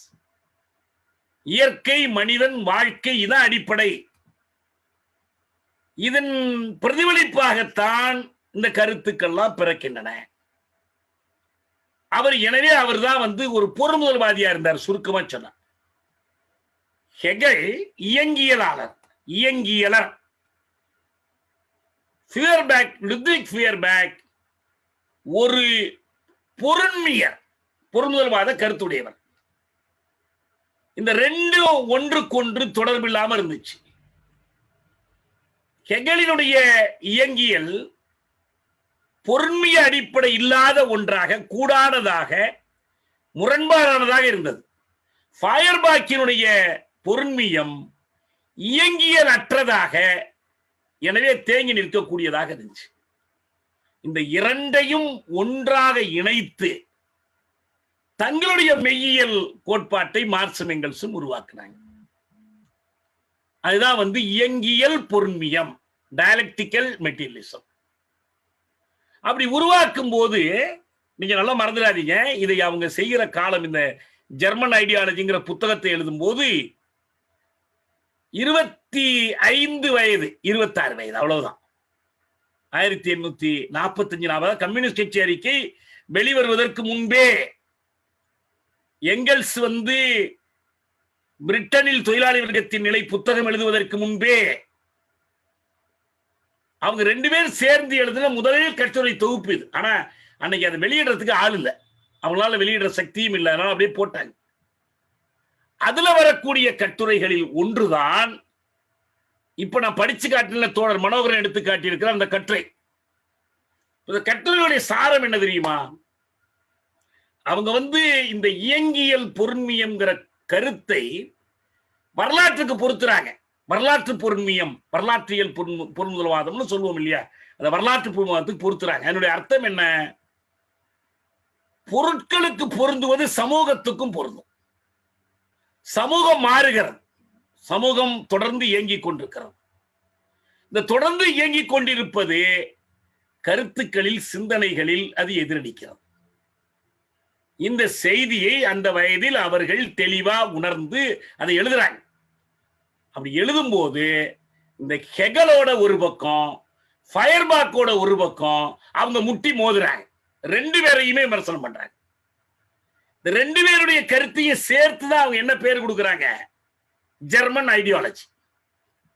ஜெர்மானிய கருத்தியல் என்றால் ஹெகலின் கோட்பாடு, ஃபயர்பாக்கின் கோட்பாடு, 2லும் இருக்கிற கலைகளை நீக்கிறாங்க, குறைகளை அகற்றுறாங்க. 2னுடைய சாரத்தையும் வெளியில் எடுத்து அதை மனிதகுல வரலாற்றுக்கு அவங்க பொருத்தி பார்க்கிறாங்க, சமூக வளர்ச்சி விதிகளுக்கு பொருத்தி பார்க்கிறாங்க. சில துண்டு துண்டான பகுதிகள் கிடைக்கல, இருந்தாலும் அது ஒரு சுடர் மிகுந்த ஒரு படைப்பு, நல்ல வெளிச்சம் தரக்கூடிய ஒரு படைப்பு. அந்த இடத்துலதான் எவ்வளவு வியப்பா இருக்கு பாருங்க, ஜாதி முறையை பற்றி பேசுறாங்க. என்ன அவங்க சொல்றாங்க? மீண்டும் அந்த வாக்கியத்தை நான் சரியான தமிழ்ல சொல்றேன். அவங்க என்ன சொல்றாங்கன்னா, அவங்க இந்த முன்னேற்ற பதிப்பும் 1983 வெளியிட்ட புத்தகம். அது மொழிபெயர்ப்பாளர் பேர் இல்லை, அதனால யார் எப்படி நல்லா மொழிபெயர்த்தாங்களா என்னன்னு தெரிஞ்சுக்க முடியல. இந்தியர்கள் மற்றும் எகிப்தியர் விஷயத்தில் முதிராத வடிவில் தோற்றமளிக்கும் உழைப்பு பிரிவினை அவர்களது அரசு மற்றும் சமயத்தில் ஜாதி முறையை வெளிக்கொணரும் போது இந்த ஜாதி முறையே இந்த சமுதாய வடிவத்தை உருவாக்கியுள்ள சக்தி என்பதாக வரலாற்றாளர் கருதுகிறார். என்ன மேலிருந்து சொல்லிட்டு வர்றது பூரா நான் சொன்னா விளக்கி சொல்றதா இருந்துச்சுன்னா என்னன்னா, இந்த மாதிரி வரலாற்றை எப்படி பார்க்கணுங்கிற அந்த முழுமையான கருத்தோட்டம் இருக்கே, அவங்க இதுவரை எப்படி இருக்கிறாங்கன்னா, மனிதகுல வரலாற்றை, மனித சமூகத்தினுடைய வரலாற்றை பொருளாக்க ஆற்றல்கள், பொருளாக்க உறவுகள், அதாவது உற்பத்தி சக்திகள், உற்பத்தி உறவுகள், forces of production, relations of production, இவற்றின் வரலாறாக பார்க்காமல் கருத்துக்களின் வரலாறாக, தனி மனித ஆற்றல்களின் வரலாறாக பார்க்கிறார்கள். யார் பார்க்கிறாங்க? ஹிஸ்டாரியன்ஸ். அவங்கதான் வரலாற்றாளர்கள். நம்ம ஏற்கனவே நான் எங்கல்ஸ் பற்றி பேசும்போது கூட சொன்னேன். மார்க்ஸ் எங்கல்ஸ் அரங்கத்திற்கு வந்து தங்களுடைய மெய்யியல் கோட்பாடுகளை முன்வைப்பதற்கு முன்னால் வரைக்கும் இப்ப நம்ம பள்ளிக்கூடங்கள்ல கல்லூரிகள்ல மாணவர்களுக்கு பாடம் சொல்லி கொடுக்குறாங்க. பிரெஞ்சு புரட்சி யாரால் நடந்துச்சு? வால்டேர் ரூசோ கருத்துக்களால் நடந்துச்சு. மிராபோவின் பேச்சாற்றலால் நடந்துச்சு. அடுத்தடுத்து ஐரோப்பாவில் எப்படி பிரெஞ்சு புரட்சி படைச்சு? நெப்போலியனுடைய வீரத்தினால் படைச்சு. நெப்போலியன் எப்படி வாட்டர்லூல தோற்கடிக்கப்பட்டான்? நெல்சனுடைய மாவீரத்தினால் தோற்கடிக்கப்பட்டான். எப்படி ஒரு கிரேக்கத்தினுடைய வரலாற்றை ஒரு எகிப்திய ராணியினுடைய அழகு தீர்மானித்தது? ஒரு சீசருடைய வீரம் இந்த நாட்டின் குடியாட்சியத்துக்கு வழிவகுத்து. அப்படி நிறைய நம்ம வரலாற்றில் படிக்கிறோம். மன்னர் ராணியை தூக்கிட்டு போயிட்டார், அப்படி இப்படி. இதான் வரலாறு. ஆக இது ஒரு தற்செயல் நிகழ்ச்சிகளின் தோரணமாக வரலாறு காட்டப்பட்டது. முதலாக மார்க்ஸ் எங்கெல்ஸ் தான் என்ன பண்ணாங்கன்னா, இல்லப்பா இதெல்லாம் வரலாறு, இதெல்லாம் வரலாற்று நிகழ்ச்சிகள். ஆனா இந்த நிகழ்ச்சிகள் நடைபெறுவதற்கான ஒரு காரணம் மறைந்திருக்கிறது. அந்த மறைந்திருக்கிற காரணத்தை அவர்கள் வெளிக்கொண்டு வந்தார்கள். இப்ப நம்ம பார்க்கிறோம், ரொம்ப சுலபமா புரிஞ்சுக்கிறதுக்காக நான் சொல்றேன். நம்ம படிக்கிறோம், பேசுறோம், பாட்டு பாடுறோம், குழந்தையை கொஞ்சுறோம், எல்லாம் செய்யறோம். நம்ம சுத்தி என்ன இருக்குன்னு பாருங்க. புத்தகம் இருக்கு, மேசை இருக்கு, மின்விசிறி ஓடுது. இதெல்லாம் என்ன? இதெல்லாம் பொருட்கள். இந்த பொருட்கள் எங்கிருந்து வந்தன? இந்த பொருட்கள்லாம் இல்லைன்னா பாடிக்கொண்டும் கொஞ்சிக் கொண்டும் கழித்துக் கொண்டுமே இருக்க முடியுமா? இந்த பொருளை தேவைப்படுது. அதுக்கு கொசு கடிக்காம இருக்கிறதுக்கு என்ன வேணும்? மேல குளிர் போக்குறதுக்கு என்ன வேணும்? புழுக்கம் இல்லாம விசிறி போடுறதுக்கு எல்லாத்துக்கும் பொருள் தேவைப்படுது. இந்த பொருட்கள் இயற்கையிடமிருந்து பெறப்படுகின்றன. இயற்கையிடமிருந்து எப்படி பெறப்படுகின்றன? உழைப்பின் மூலமாக பெறப்படுகின்றன. அந்த உழைப்பின் மூலம் பெறுவதற்கு நீங்க எதை பயன்படுத்துறீங்க? கருவிகளை பயன்படுத்துகிறீர்கள். இந்த உழைப்பு கருவிகளை ஏன் அப்பப்ப மாத்துறீங்க? மிந்தி வந்தது பத்தல, இன்னும் அதிகமா ப்ரொடியூஸ் பண்ணணும், அதிகமா ஆக்கம் செய்யணும். அப்ப அதுக்காக இன்னும் கொஞ்சம் வேற ஒரு கருவியை மாத்தணும். அப்ப இந்த கருவிகளில் ஏற்படுகிற மாற்றத்துக்கு ஏற்ப பொருள் ஆக்க ஆற்றல்களில் ஏற்படுகிற மாற்றத்திற்கு ஏற்ப என்ன நடக்குது? உறவுகளில் மாற்றம் ஏற்படுது. ஒரு நிலத்தில், ஒரு வயலில் மாட்டை போல ஒரு அடிமையை வேலை வாங்கி உழுது கொண்டிருப்பது ஓரளவுக்கு போதுமானதா இருந்துச்சு. ஆனா சமூகத்தினுடைய தேவை வளரும் போது, அதனுடைய பண்பும் அளவும் மாறும்போது என்ன தேவைப்பட்டுச்சு? வேற கருவிகளை கொண்டு வந்து இறக்குறீங்க. அந்த கருவிகளை பயன்படுத்துவதற்கு இந்த அடிமை பொருத்தமாக இல்லை. அப்படி நீங்க அதை மாற்ற வேண்டியது. அப்ப உறவுகள் மாறுது. ஆண்டார் அடிமை உறவுக்கு பதில் முதலாளி தொழிலாளி உறவு வருது. இது நம்ம விரிவா வெவ்வேறு சந்தர்ப்பத்தில் பார்க்கலாம். இதை சொல்லி ஃபயர்பாக் ஹெகல் பார்வைகளில் ஜெர்மன் ஐடியாலஜியில இருக்கக்கூடிய குறைகளை மார்க்ஸ் எடுத்துக்காட்டார். அப்படி எடுத்துக்காட்டும் போது அவர்கள் அதற்கு உதாரணமாக ஒன்றை சொல்றாங்க. இந்த வரலாற்றாளர் அப்படிங்கிறவர் மார்க்சியர் அல்ல. இந்த வரலாற்றாளர் சொல்கிறார்னு சொல்லியிருக்காரு பாருங்க. தவறான வரலாற்றாளர் சொல்கிறார்னு சொல்றாரு. அவர் மனோகரன் ஏதோ மார்க்சியம் சொல்கிறதுங்கிறார் பாருங்க. மார்க்சியமும் சொல்லல, மார்க்சும் சொல்ல, எங்கெல்ஸும் சொல்லல. அவர் சொல்லக்கூடிய அந்த வாக்கியத்தை சொல்வது யாருன்னா அந்த வரலாற்று ஆசிரியர் அப்படி சொல்றார். அந்த வரலாற்று ஆசிரியர் என்ன சொல்றாரு? நான் அப்படியே அந்த வாக்கியத்தை மீண்டும் படிக்கிறேன். இந்தியர்கள் மற்றும் எகிப்தியர் விஷயத்தில் முதிராத வடிவில் தோற்றமளிக்கும் உழைப்பு பிரிவினை அவர்களது அரசு மற்றும் சமயத்தில் ஜாதி முறையை வெளிக்கொணரும் போது, புரியுதா உங்களுக்கு? உழைப்பு பிரிவினை என்பது மேற்கட்டுமானமா அடித்தளமா? உழைப்பு பிரிவினை என்பது பொருளியல் அடித்தளத்தை சேர்ந்ததா மேற்கட்டுமானத்தை சேர்ந்ததா? ஏன் அது முதிராத வடிவத்தில் அந்த உழைப்பு பிரிவினை தோற்றமளிக்குது? எப்படி வெளிப்படுது? ஏன் தெரியுமா? நான் பிற்காலத்தில் நம்ம மூலமுதல் பாடம் நடத்தினா நான் சொல்றேன். அதாவது உழைப்பு பிரிவினை என்பது சரக்கு பொருளாக்கத்தோடு தொடர்புடையது. நீங்கள் மேலும் மேலும் புதிய புதிய பண்டங்களை உற்பத்தி செய்யணும், புதிய புதிய துறைகள் உருவாகும் போது அந்த சந்தைக்கு வேண்டியவற்றை நீங்க வழங்குவதற்கு உழைப்பு மேலும் மேலும் பிரிந்து செல்கிறது. ஆனா ஒரு போதுமான அளவுக்கு சரக்கு பொருளாக்கம் வளராத ஒரு சமூகத்தில் அது பெருசா வளர்ந்து போறதில்லை. அப்ப அந்த உழைப்பு பிரிவினை சாதியின் அடிப்படையில் அது அமைந்திருக்கு. நீண்ட காலம் அப்படி இருந்துச்சுன்னு சொல்லி மார்க்ஸ் சொல்லுவார். அந்த அடித்தளத்தில் இருக்கிற அந்த உழைப்பு பிரிவினை முதிராத வடிவத்தில் வெளிப்படுகிற அந்த உழைப்பு பிரிவினை என்ன பண்ணுது? அரசிலும் மதத்திலும் ஜாதி முறையை வெளிக்கொண்டு வருகிறது. இப்ப ஜாதி முறை எதை சேர்ந்தது? அடித்தளத்தில் இருக்கிற ஜாதி முறை மேற்கட்டுமானத்தில் அந்த ஜாதி முறையை வெளிப்படுத்துகிறது. இந்த ஜாதி முறையே இந்த சமுதாய வடிவத்தை உருவாக்கியுள்ள சக்தி என்பதாக வரலாற்றாளர் கருதுகிறார். இதான் இங்க இருக்கிற வேடிக்கை. ஜாதி முறையை அரசிலும் மதத்திலும் உருவாக்கியது சமூகத்தின் அடித்தளத்தில் காணப்படுகிற ஜாதி அடிப்படையிலான உழைப்பு பிரிவினை. ஆனால் இந்த வரலாற்று ஆய்வாளர் என்ன நினைக்கிறார்னா,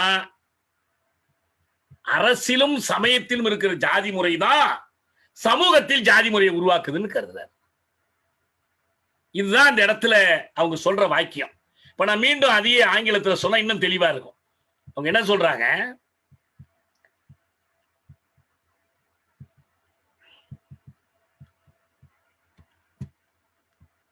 When the crude form in which the division of labor appears with the Indians and Egyptians, இந்தியர்களிடையிலும் எகிப்தியர்கள் இடையிலும், ஏன்னா இந்தியாவிலையும் எகிப்திலையும் சாதி அமைப்பு இருக்கணும். அந்த இந்தியாவிலையும் எகிப்திலையும் தான் ஏசியாட்டிக் மோட் ஆஃப் ப்ரொடக்ஷன், ஆசிய பொருளாக்க முறை நிலவுகிறது என்றும் ஆசிய வழி பொருளாக்கம்னு ஒரு புதிய கான்செப்டை மார்க்சும் எங்கெல்ஸும் கொண்டு வந்தாங்க. ஒரு வேடிக்கை என்னன்னா, இந்தியாவில் ஒரு பிரபுத்துவ சமூகம் இருந்ததாக மார்க்ஸ் எங்கெல்ஸ் எங்கேயுமே சொல்லலைங்க. அவங்க சொல்லுகிற சமூக அமைப்பு ஆசிய வழி உற்பத்தி முறை, ஆசிய வழி பொருளாக்கம். இந்த ஆசிய வழி பொருளாக்கத்திற்கு அடிப்படையாக இருப்பது ஜாதிய முறை. அந்த பொருளாக்க முறை அது என்ன பண்ணுது? அந்த உழைப்பு பிரிவினை சாதி முறையை அரசிலும் மதத்திலும் கொண்டு வருகிறது. இதான் நம்ம சொல்றோம், மேற்கட்டுமானத்தில் கொண்டு வரும். அடித்தளத்தில் இருக்கும் சாதி மேற்கட்டுமானத்தில் சாதியாக வெளிப்படுகிறது. இதை பார்க்கிற இந்த வரலாற்று ஆசிரியர் அவருக்கு இருக்கிற பார்வை குறைபாட்டின் காரணத்தினால் அவர் நம்புகிறார். The historian believes that the caste system is the present, is the power which has produced this crude social form. இந்த சமூக அமைப்பை தோற்றுவித்திருப்பதே சாதி சிந்தனை தான் என்று வரலாற்று ஆய்வாளர் சிந்திக்கிறார். இந்த சிஸ்டம் என்பது சிஸ்டம் ஆஃப் ஐடியாஸ், அந்த சிஸ்டம் என்பது system of production. A system of production produces a system of ideas. ஆனா வரலாற்று ஆசிரியர் என்ன நினைக்கிறார்னா, the system of ideas has produced the system of production நினைக்கிறார். இப்ப நல்ல விளங்கும். இதான் மார்க்ஸ் சொல்றது இந்த இடத்துல. இதற்கு மார்க்சியம் ஜாதி முறையை மேற்கட்டுமானம் என்று சொல்கிறது என்பதற்கு அடிப்படையே இல்லை. நான் இந்த ஒரே ஒரு மேற்கோளை வைத்துக் கொண்டு நான் பேசல. மார்க்ஸை பொறுத்த வரைக்கும் இந்தியாவில் சாதி முறை பற்றி அவர் பேசியிருக்கிற வேறு இடங்கள் இருக்கு. என்ன பொருள் சொல்றாருங்கிறது நமக்கு மிக தெளிவாக புலப்படும். இந்த இடத்துல இன்னொன்னு சொல்லிட்டு போயிடலாம்னு நினைக்கிறேன். என்னன்னா, அதுக்கு வருவோம்.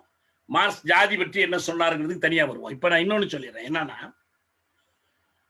இந்த விவாதம் எதை பற்றியது அதை புரிய வைக்கிறதுக்காக நான் சொல்றேன். இப்ப நம்ம தமிழ்நாட்டிலையும் சரி இந்தியாவிலையும் சரி செக்குலரிசம்னு ஒரு கருத்து இருக்கு. இப்ப நம்ம இந்திய அரசமைப்பு சட்டத்தினுடைய முகப்புரையில் என்ன எழுதி வச்சிருக்கிறாங்க?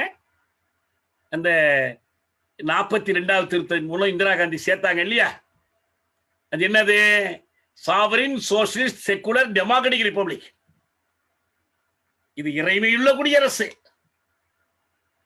இது குமுகிய குடியரசு, சோசியலிச குடியரசு. அதுக்கு மேல என்ன? மதச்சார்பற்ற ஜனநாயக குடியரசு. இந்த செக்குலருக்கு நம்ம நாட்டில் மட்டும்தான் அப்படி ஒரு அர்த்தம். அதுக்கு ஒரு அறிவியல் சார்ந்த பொருள், மதச்சார்பற்ற என்பதல்ல. ஏன்னா செக்குலர்ல ஒன்றும் நெகட்டிவே இல்லையே. நீங்க நான் ரிலிஜியஸ்னு சொல்லணும். செக்குலர் அதுக்கு என்ன நேர் பொருள்? என்ன செக்குலருக்கு நேர் பொருள் என்ன? செக்குலர் என்று சொன்னால் மக்கள் நலம் சார்ந்த, உலகு சார்ந்த என்று பொருள். இப்ப நம்ம அறிவியல் பாடங்கள்ல செக்குலர் சயின்சஸ் சொல்லுவாங்க, செக்குலர் சப்ஜெக்ட்ஸ் சொல்லுவாங்க. செக்குலருக்கு எதிர்ப்பது என்ன தெரியுமா? செலஸ்டியல். செலஸ்டியல்னா பரலோகம் சம்பந்தப்பட்ட. நீங்க இறையரசு எப்படி இருக்கும், நரகம் எப்படி இருக்கும், சொர்க்கம் எப்படி இருக்கும், இறுதி தீர்ப்பு நாள்ல என்ன நடக்கும், இதையெல்லாம் படிச்சுக்கிட்டு இருந்தீங்கன்னா இதுக்கு பேர் செலஸ்டியல். அது செலஸ்டியல் சப்ஜெக்ட். இது இல்லைங்க. நான் அங்காடி எப்படி வேலை செய்யுது, வரலாறு எப்படி இருக்குது, அரசு எப்படி இருக்குது, பொருளியல் எப்படி இருக்கு, இதெல்லாம் படிச்சோம்னா இதுக்கு பேரு செக்குலர். இதான் செக்குலருங்கிறதுக்கு அர்த்தம்.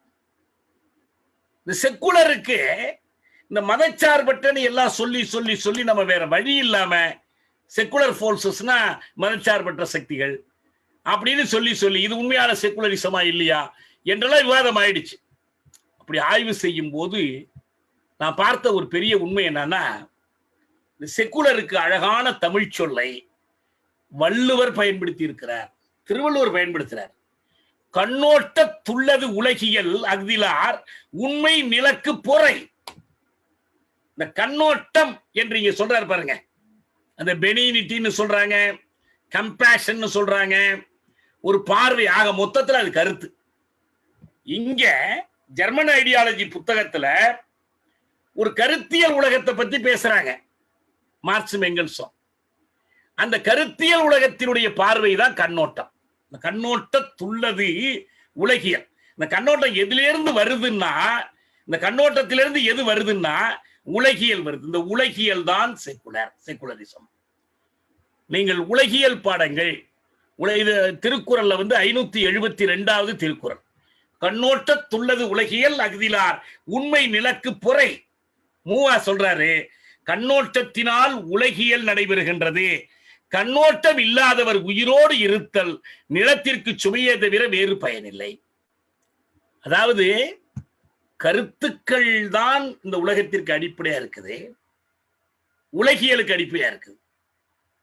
அதான் நீ வாழக்கூடிய வாழ்க்கை, மனித வாழ்க்கைன்னு இன்னொருத்தர் மொழிபெயர்க்கிறார். இந்த மனித வாழ்க்கைக்கு அடிப்படையா இருக்கு. அதுதான் செக்குலரிசம், அதான் செக்குலர் வேர்ல்ட். அப்ப இந்த செக்குலர் என்பதற்கும் செலஸ்டியல் என்பதற்குமான உறவு தான் இது. ஒரு கருத்திய பார்வை, வள்ளுவருடைய பார்வை கருத்திய பார்வை. அது உடனுக்குடன் சரியா இருக்கும், தப்பு கிடையாது. ஒரு புரட்சிகர தத்துவம் இல்லாமல் சமுதாயத்தில் புரட்சி நடக்க முடியாதுன்னு சொன்னா அதான இது கண்ணோட்டத்துள்ளது உலகியல். ஆனால் ஒரு நீண்ட வரலாற்று கால பகுதியை எடுத்துக்கொண்டு வரலாறு எப்படி தீர்மானிக்கப்படுகிறது, மனிதகுல வரலாறு எப்படி நடைபெறுகிறது என்று சொன்னால் அதுக்கு இந்த பார்வை தப்பாயிடும். கண்ணோட்டத்துள்ளது உலகியல் அல்ல, உலகியல் தருவது கண்ணோட்டம். நீ எப்படி உற்பத்தி பண்ற, எப்படி சாப்பிடுற, எப்படி வாழ்க்கை நடத்துற, இதை பொறுத்து உன்னுடைய பார்வைகள், உன்னுடைய சமயம், உன்னுடைய கருத்துக்கள், உன்னுடைய எண்ணங்கள், உன்னுடைய அரசியல் தீர்மானிக்கப்படும். இதுதான் இந்த புத்தகத்தினுடைய சாரம். எது? ஜெர்மன் ஐடியாலஜியில மார்க்சும் எங்கெல்ஸும் எழுதுறதுனுடைய சாரமான செய்தி இதுதான். நமக்கு என்ன வியப்பூட்டுகிற செய்தினா, அவ்வளவு சாரமான ஒரு செய்தியை பேசும்போது அதற்கு ஒரு உதாரணமாக ஜாதி முறையை அவர்கள் எடுத்து காட்டுறாங்க. ஜாதி முறை என்பது ஒரு உழைப்பு பிரிவினை, அது ஒரு முதிராத சமூக வடிவம். இந்த உழைப்பு பிரிவினை அரசிலும் சமயத்திலும் பிரதிபலிக்கிறது. நமக்கு தெரியும் சமயத்தில் எப்படி பிரதிபலிக்குது. இவனுடைய பிறப்பு அடிப்படையில் தான் பண்பு தீர்மானிக்கப்படுகிறது. சமயத்தில் அது போய் பிரதிபலிக்கிற விதம் அரசியல் தீர்மானிக்கப்படுகிறது. யார் அரசாளனும், யார் படையில் இருக்கணும், யார் தொண்டூழியம் பண்ணணும் என்று அரசை தீர்மானிக்குது. ஜாதி முறை இப்படி அரசை தீர்மானிப்பது, சமயத்தை தீர்மானிப்பது எதிலிருந்து என்றால் அது பொருள் உற்பத்தியை தீர்மானிப்பது, பொருளாக்கத்தை தீர்மானிப்பது. இது இப்படி ஒரு தற்செயலா ஒரு இடத்துல சொல்லிட்டு போறது மட்டுமல்ல, மார்க்ஸ் ஜாதியை பற்றி பேசுகிற இன்னொரு முக்கியமான ஒரு இடம் இருக்கு. அது என்னன்னா, பிரித்தானிய ஆட்சி இந்த நாட்டில் ஏற்படுத்திய விளைவுகளை பற்றி அவர் சொல்றார். அந்த இடத்துல ஜாதியை பற்றி பேசுறார். ஜெர்மன் ஐடியாலஜியில ஜாதி முறை பற்றி மார்க்ஸ், எங்கெல்ஸ், அதாவது மார்க்ஸ் மட்டும் யாருன்னு அது அந்த கட்டுரை யார் எழுதியிருந்தாங்களோ அவங்க சொல்றது மட்டுமல்ல ஜாதி பற்றி பேசுறது. அப்படி சொல்வதும் கூட தோழர் மனோகரன் புரிந்து கொண்டிருக்கிற பொருளில் அல்ல. அவர் அது புரிதலா மட்டும் சொல்ல, மார்க்சியம் அப்படி சொல்கிறதுன்னே சொல்றார். அவரு வேறு வரலாற்று ஆசிரியர்கள், வரலாற்றை தவறா புரிந்து கொண்டிருப்பவர்கள் இப்படி சொல்றாங்கன்னு சொல்றார். ஆனா அப்படி சொல்லும் போதே என்ன சொல்றாருன்னா, ஜாதி முறை என்பது ஒரு முதிராத சமூக வடிவம், அந்த உழைப்பு பிரிவினையின் அடிப்படையிலானது என்று அதை எடுத்துக்காட்டார். அப்படி எடுத்துக்காட்டிட்டு அது அரசிலும் இதில், அதாவது அடித்தளத்திலும் மேல் கட்டுமானத்திலும் ஒருங்கே நிலவுவது சாதியம் என்பதற்குத்தான் அது சான்றாக இருக்கிறது. அது அடித்தளம் இல்லை, வெறும் மேற்கட்டுமானம் தான் என்று மார்க்ஸ் சொல்றதா அதுக்கு பொருள் கிடையாது. அது தவறாக வரலாற்று ஆசிரியர்கள் புரிந்து வைத்திருக்கிற விதம். ஆனால் இந்த அவரு ரொம்ப இளம் வயதில் ஆரம்ப காலத்தில் எழுதி அன்னைக்கு வெளிவராத ஒரு புத்தகத்தில் இருக்கிற அந்த பகுதி மட்டுமல்ல, ஜாதி பற்றி மார்க்ஸ் எழுதிய ஒரு மிக முக்கியமான கட்டுரை தான் The Future Results of British Rule in India. இந்தியாவில் பிரித்தானிய ஆட்சியின் எதிர்கால விளைவுகள் என்று ஒரு கட்டுரை எழுதுகிறார். இந்த கட்டுரையில் அவர் மிக தெளிவாக என்ன சொல்றார்னா, Karl Marx was one of the first thinkers to draw sharp attention to the highly deleterious impact of caste on Indian society. இந்திய சமூகத்தின் மீது சாதி ஏற்படுத்தக்கூடிய பெரிதும் பேரழிவுத்தன்மையுள்ள தாக்கத்தை கூர்மையாக கவனித்த முதற் சிந்தனையாளர்களில் மார்க்ஸ் ஒருவர். ரொம்ப தொடக்கத்திலேயே அவர் இதை கவனித்தார். பிரித்தானிய ஆட்சி அவர் சொல்றாரு, அதற்கும் உற்பத்தி உறவுகளுக்குமான காரண காரிய தொடர்பை எடுத்து காட்டியவர் அவர். நல்லா கவனிச்சீங்க. சாதி என்பது திருமண முறையோடு வச்சிருக்கிற தொடர்பு, சாமி கும்பிடுறதோடு வச்சிருக்கிற தொடர்பு, சேர்ந்துள்ளதோடு வச்சிருக்கிற தொடர்பு, குலதெய்வத்தோடு வச்சிருக்கிற தொடர்பு, இதெல்லாம் மேற்கட்டுமானம். ஆனா இங்க எதோடு வைத்திருக்கிற தொடர்பு, it's causal link with the relations of production. பொருளாக்க உறவுகளுக்கும் சாதிக்கும் இருக்கிற அந்த காரண தொடர்பை முதலாக எடுத்து காட்டியவர்களில் அவரும் ஒருவர். அந்த கட்டுரையில அவர் சொல்றாரு, இந்திய சாதிகள் எப்படிப்பட்டவை, இந்தியாவின் முன்னேற்றத்திற்கும் ஆற்றலுக்கும் மிகவும் தெளிவான உறுதியான தடைக்கல்லாக அமைந்திருப்பவை இந்திய சாதிகள். இது வெறும் கருத்தாக மட்டுமல்ல, பொருள் புத்தி உறவுகள் என்ற முறையில். இதற்கு அர்த்தம் என்ன, இந்த கட்டுரை எழுதினவர் சொல்றாரு, precisely in social terms, சமூக கோணத்தில் marks argued that the caste system of India was based on the hereditary division of labor. இந்தியாவில் சாதி முறை என்பது வழி வந்த உழைப்பு பிரிவினையை அடிப்படையாக கொண்டது. இது மாற்றமில்லாத தொழில்நுட்ப அடித்தளத்தோடு பிரிக்க முடியாதபடி இணைப்புடையது. இந்திய கிராம சமுதாயத்தினுடைய வயிற்றுப்பாட்டு பொருளியலோடு இணைந்தது. போதுமாங்க? இது தெளிவா அது எப்படி பொருள்பத்தி முறையில் சாதி இயங்குகிறது என்பதை தெளிவா சுட்டிக்காட்டார். பிரித்தானிய ஆட்சி ஏற்படுத்தக்கூடிய விளைவுகளை பற்றிய கட்டுரை. இதை தவிர மார்க்சினுடைய மூல முதலில் கிராம சமுதாயத்தில் சாதியினுடைய இயக்கம் எப்படி இருக்கிறது, அது எப்படி பொருள் உற்பத்தி அமைப்பின் பகுதியாக இருக்கிறது என்பதை அவர் தெளிவாக எடுத்து காட்டுகிறார். நான் இன்னொரு சந்தர்ப்பத்தில் நாம் அதையும் எடுத்து காட்டலாம். எங்கெங்கெல்லாம் மார்க்ஸ் சாதி பற்றி, ஆக எந்த சந்தேகமும் இல்லை. என்ன சந்தேகம் இல்லைன்னா, சாதியை அடித்தளத்தின் பகுதியாகவும் மேற்கட்டுமானத்தின் பகுதியாகவும் தான் மார்க்சும் எங்கெல்ஸும் கருதினார்கள். அது வெறும் மேற்கட்டுமானம் என்ற கருத்து அவர்களுடைய கருத்து அல்ல. அது தவறாக புரிந்து கொண்ட வரலாற்றாளர்கள் சொல்வது. அதைத்தான் நம்ம தோழரும் தவறாக புரிந்து கொண்டு எடுத்துக்கின்றேன். நான் மார்க்ஸ் எங்கெல்ஸ் கருத்துக்களின் அடிப்படையிலேயே சாதி அமைப்பு நம்முடைய சமூகத்தில் பொருளியல் அடித்தளத்திலும் கருத்தியல் மேற்கட்டுமானத்திலும் ஒருங்கே நிலவுகிற ஒன்று என்பது குறித்து எவரோடும் விவாதிக்க நான் அநியமாக இருக்கிறேன். நம்ம இந்த கருத்தரங்கத்திலே சொல்லலாம் கருத்துக்களை, நாம் விவாதிக்க தயாரா இருக்கும். அதுக்கு எந்த சந்தேகமே இல்லை. ஒன்னே ஒண்ணுதான் சொல்லணும். என்ன சொல்லணும்? இந்த சாதி அமைப்புக்கான தீர்வு, சாதி அமைப்பை ஒழிப்பது எப்படி, how to annihilate the caste system, அதை பத்தி மார்க்ஸ் எங்கேயும் பேசல. அதுதான் சாதி அமைப்பு பற்றி. அதை தாண்டி நம்ம போக வேண்டிய தேவை எதனால இருக்குன்னா, அம்பேத்கர் அனிகிலேஷன் கேஸ்ட் பற்றி பேசுறார். இந்து சமூக அமைப்பு என்பது ஒரு சமூக பொறியியல் கட்டமைப்புங்கிற அம்பேத்கருடைய கருத்து இதே மார்க்ஸ் கருத்தினுடைய இன்னொரு வடிவம் தானது. அதாவது வர்ணசாதி முறை என்பது ஒரு சோசியோ எக்கனாமிக் செட்டப் என்ற அம்பேத்கருடைய கருத்துக்கு என்னங்க அர்த்தம்? அது அடித்தளத்தின் கூறுன்னு அர்த்தம். அது குலதெய்வ வழிபாடாக அகமண முறையாக எல்லாம் இருக்குதுன்னு சொல்றதுடைய அர்த்தம் என்ன? அது மேற்கட்டுமானம்னு அர்த்தம். ஆக ஒருங்கிய மேற்கட்டுமானத்திலும் அடித்தளத்திலும், ஒருங்கிய பொருளியல் அடித்தளத்திலும் கருத்தியல் மேற்கட்டுமானத்திலும் சாதி அமைப்பு நிலவுகிறது என்பதற்கு மார்க்ஸ் சான்றாக வருகிறார், அம்பேத்கர் சான்றாக வருகிறார். நாம் இதை இன்னொரு கட்டத்தில் பேசலாம். ஆனா நான் இன்றைக்கு முடிக்கிறதுக்கு முன்னால ஒரு செய்தி உங்களுக்கு நினைவுபடுத்தணும். உங்களை எவ்வளவு பேர் படிச்சிருக்கீங்கன்னு எனக்கு தெரியல. அதை பத்தி சென்னை பல்கலைக்கழகத்தில் அரசியல் துறையில சாதி ஒழிப்பு பற்றி ஒரு விவாதம் நடந்துச்சு. அதில் நான் போய் பேசினேன்.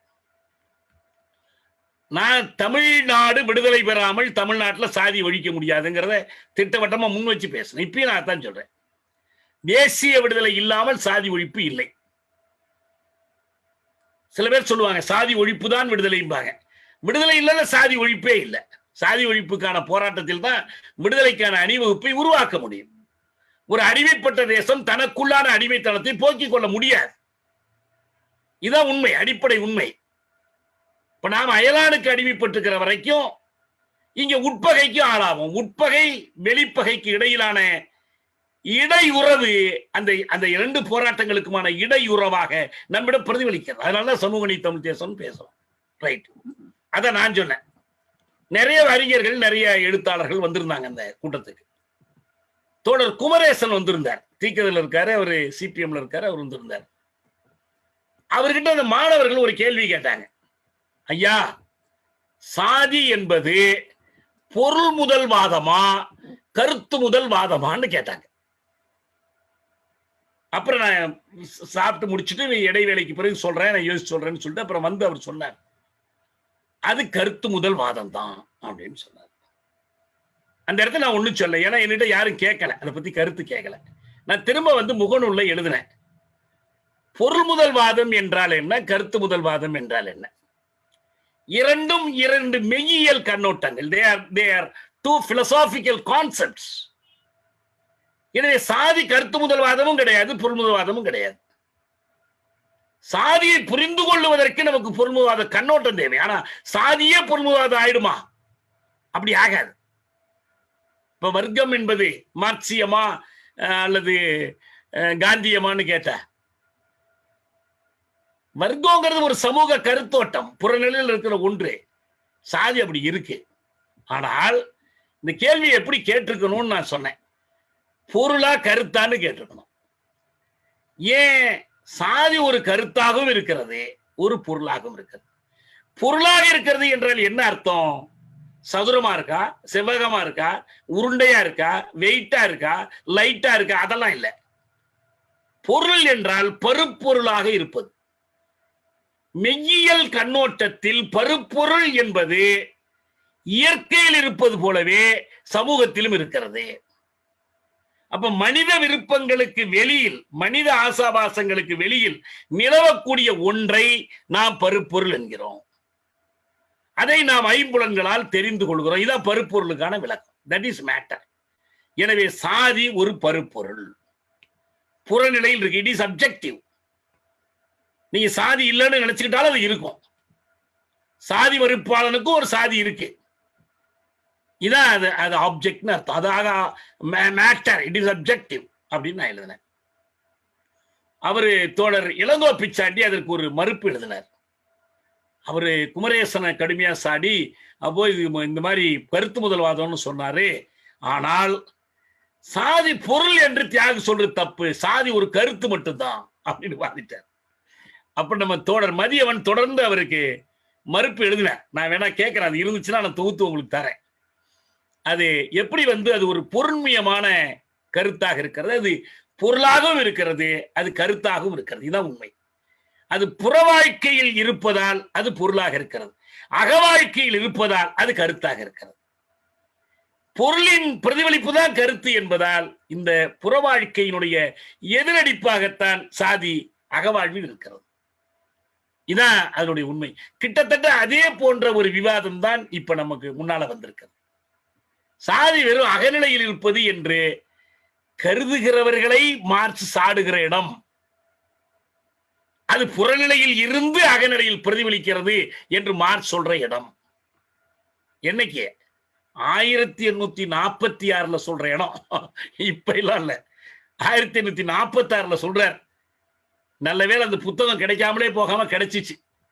அவங்க மாஸ்கோல மார்க்சியல் ஆய்வு கழகம் அதை எடுத்து புத்தகமாக்கி வெளியிட்டாங்க. ஒரு எடிட்டர் அந்த வேலையை செஞ்சார். இடையில இருக்கும், இந்த இடமெல்லாம் இல்லை, இந்த இடம் காணா போச்சு, இந்த இடத்தை மார்க்ஸ் அடிச்சுட்டாரு அப்படின்லாம் சொல்லுவாங்க. நான் அந்த மேனுஸ்கிரிப்டே பார்த்தேன். மார்க்ஸோட கையெழுத்திலேயே அந்த மேனுஸ்கிரிப்ட் போட்டோ காப்பியா கிடைக்குது. கிறுக்கி எழுதி வச்சிருக்கிறார். ஆனா நமக்கு ஒரு தெளிவு கொடுத்துருக்கிறார். அதனால வேண்டி இதான் இன்றைக்கு நம்ம அடுத்த வகுப்பில் இந்த கூட்டாட்சி அமைப்பினுடைய உருவாக்கம், அதனுடைய உலக பின்னணி, நமக்கு அது எப்படி பொருந்தும், இந்த மாதிரி செய்திகள், அப்புறம் நம்ம இப்ப தேர்தல் தொடர்பான செய்தி எல்லாத்தையும் நம்ம அடுத்தடுத்து பார்ப்போம். இப்ப இன்றைக்கு வகுப்பை நான் இத்தோடு நிறைவு செய்கிறேன்.